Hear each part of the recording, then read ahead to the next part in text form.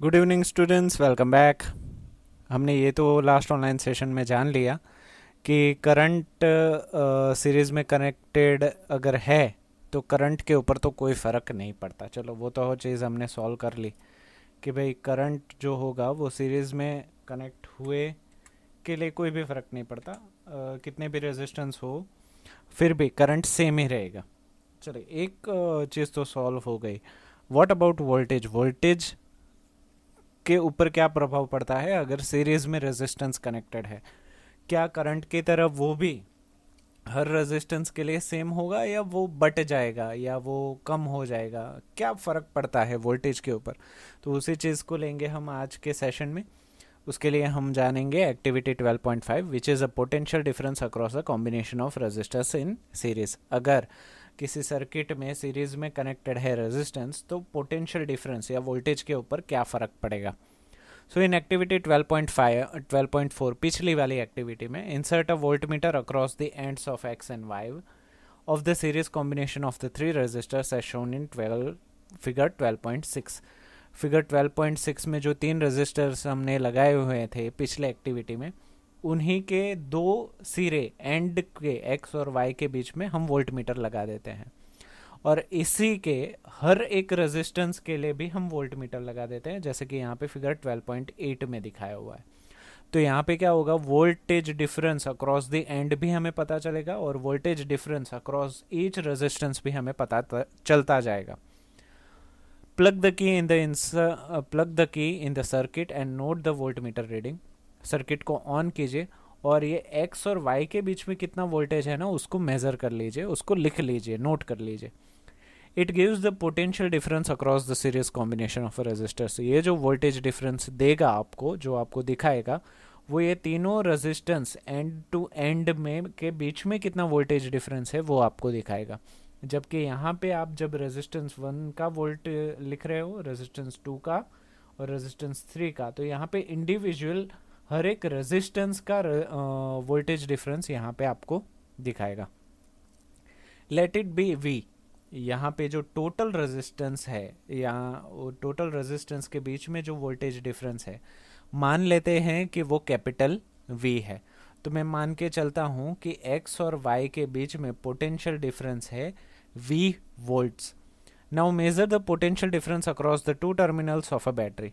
अब ये दो टर्मिनल के बीच का भी वोल्टेज डिफरेंस कितना है वो भी आप जान लीजिए, क्योंकि यहाँ पे 1 2 3 4 बैटरी हैं, तो वी नो दैट कि ये 6 वोल्टेज होगा। अगर यहाँ पे आप वोल्ट मीटर कनेक्ट करोगे तो आपको उस वोल्ट मीटर में 6 वोल्ट दिखा देगा। That means the source of energy is 6 volt. 6 volt की बैटरी आप यूज कर रहे हो।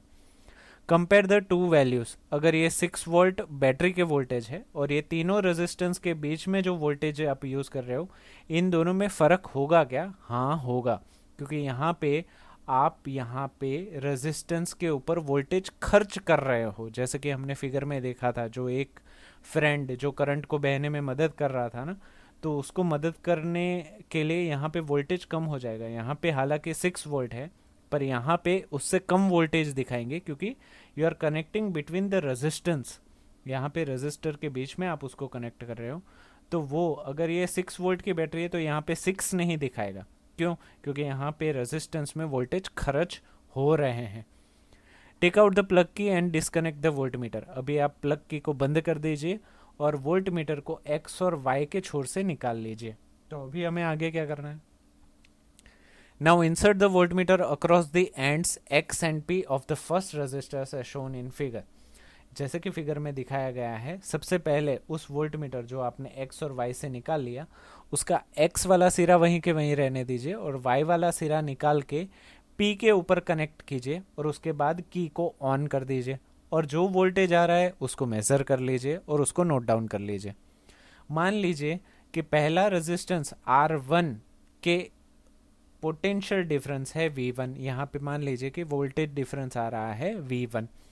सिमिलरली उसी तरीके से रेजिस्टेंस 2 के लिए भी सेम चीज कीजिए और रेजिस्टेंस 3 के लिए भी सेम चीज कीजिए। हर बार वोल्ट मीटर की पोजीशन बदलते जाइए। सबसे पहले यहाँ पे हमने कनेक्ट किया, उसके बाद यहाँ पे कनेक्ट कीजिए, तीसरी बार यहाँ पे कनेक्ट कीजिए। तो आपको तीन अलग अलग वोल्टेजेस V1 V2 V3 मिल जाएंगे।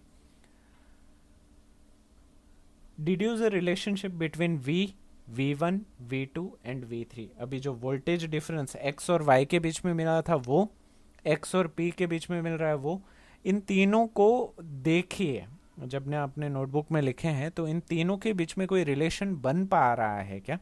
जब आप इस एक्टिविटी को कर रहे होंगे तब आप श्योरली बता सकते हो कि वोल्टेज जो X और Y के बीच में है, मान लीजिए X और Y के बीच में 5 वोल्ट है, तो आप देखोगे कि X और P, Q और S, T और Y, इन तीनों के बीच का डिफरेंस अगर आप मिला दो तो X और Y के बीच का डिफरेंस बनेगा।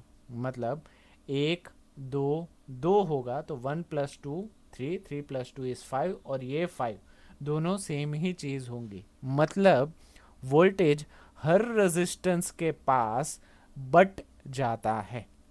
अभी वो कितने प्रोपोर्शन में बढ़ता है, कैसे बढ़ता है, उसको आगे जाके जब हम प्रॉब्लम सॉल्व करेंगे तब उसको हम जान ही लेंगे।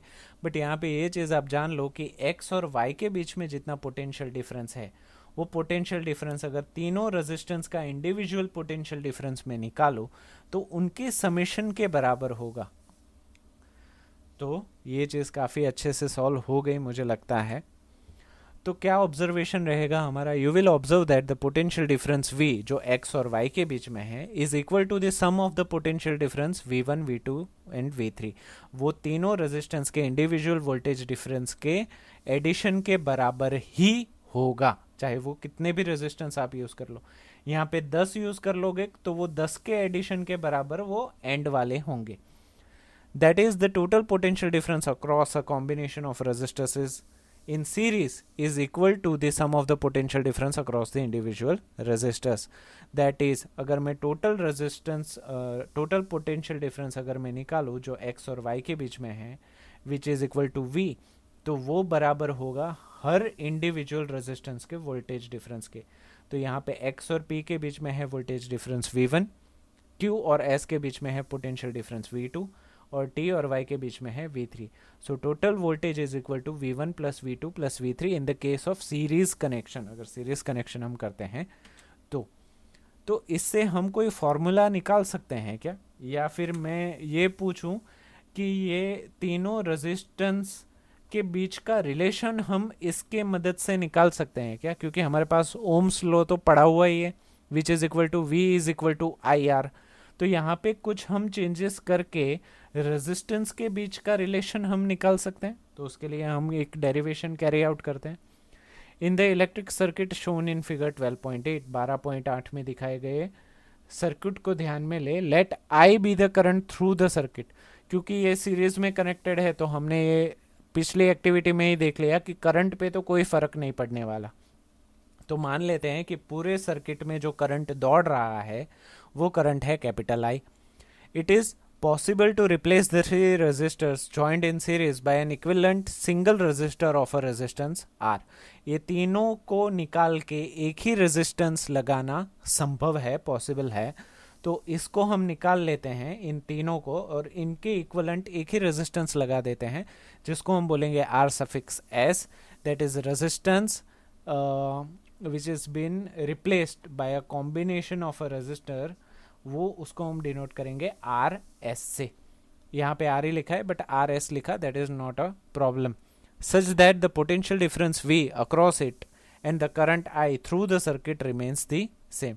जिसकी मदद से हमें पता चलेगा कि करंट तो हमारा सर्किट में पूरा सेम ही है और पोटेंशियल डिफरेंस का फॉर्मूला तो हमें अभी निकाला, which is equal to V is equal to V1 + V2 + V3।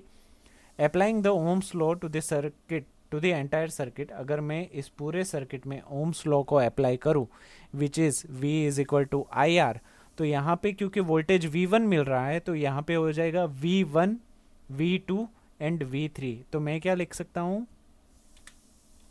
V1 is equal to IR1। यहाँ पे आप पूछोगे सर I1 क्यों नहीं? क्योंकि हमने पिछली एक्टिविटी में देख लिया कि करंट पूरे सर्किट में एक जैसा ही बहता है तो फर्क नहीं पड़ता, because I1 is equal to I2 is equal to I3 is equal to I। तो I हर केस में सेम रहेगा। So can we write V1 is equal to IR1, V2 is equal to IR2 and V3 is equal to IR3। हमें पता है कि v is equal to V1 plus V2 plus V3। तो हमें पता है v is equal to IR, जो हम लेफ्ट हैंड साइड पे लिख देते हैं। V1 is equal to IR1, हाँ यहाँ से। V2 is equal to IR2 यहाँ से। V3 is equal to IR3 यहाँ से। तो आप देखोगे कि लेफ्ट हैंड साइड और राइट हैंड साइड पे I कॉमन निकल रहा है। तो यहाँ पे अगर मैं I को कॉमन निकाल दूँ और RS से डिनोट कर दूँ, which is resistance for series, तो यहाँ पे I कैंसिल आउट हो जाएगा और यहाँ पे बचेगा RS is equal to R1 plus R2 plus R3। मतलब जब भी हम रेजिस्टेंस को सीरीज में कनेक्ट करते हैं तो टोटल या रिप्लेसेबल रेजिस्टेंस उन तीनों के समेशन के बराबर होगा, या जितने भी रेजिस्टेंस है उसका सीधा सीधा एडिशन हो जाएगा। तो ये चीज़ काफ़ी अच्छी है कि जब भी हम रेजिस्टर्स को सीरीज में कनेक्ट करते हैं तो उनका इक्विवेलेंट रेजिस्टेंस ऑलवेज एडिशन के बराबर ही होगा। तो दो चीज़ हमने सीरीज के बारे में जानी।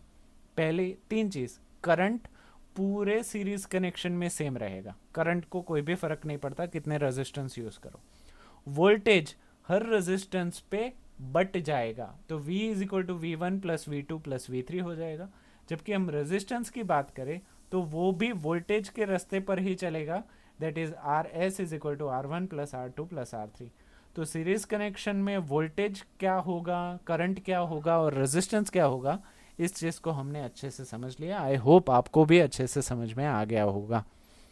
We can conclude that when several resistors are joined in series, हम यहाँ पे कंक्लूजन पे आ सकते हैं कि अगर हम ज़्यादा रेजिस्टर्स भी यूज़ करें जो सीरीज में कनेक्टेड हो, the resistance of the combination RS equals to the sum of their individual resistances. उसी तरीके से वोल्टेज के बारे में भी आप बोल सकते हो कि voltage equals to the sum of their individual voltages R1 R2 R3 in the same way V1 V2 V3 and is thus greater than any individual resistance। उसी वजह से इंडिविजुअल रेजिस्टेंस से टोटल रेजिस्टेंस ज़्यादा ही होगा। आगे चलते हैं। तो एग्जाम्पल को तो हम नेक्स्ट ऑनलाइन सेशन में रखेंगे। आज के लिए बस इतना ही। आई होप सारी चीज़ें अच्छे से क्लियर हो गई होगी। अगर नहीं हुई है तो कमेंट करके बताइए कौन सी चीज़ समझ में नहीं आई, तो उसको मैं फिर से समझाने की कोशिश करूँगा। टिल देन रिवाइज करते रहिए, पढ़ते रहिए, और ये जो कोरोना का टाइम है उसको वाइजली यूटिलाइज कीजिए। Till then, thank you so much and revise well.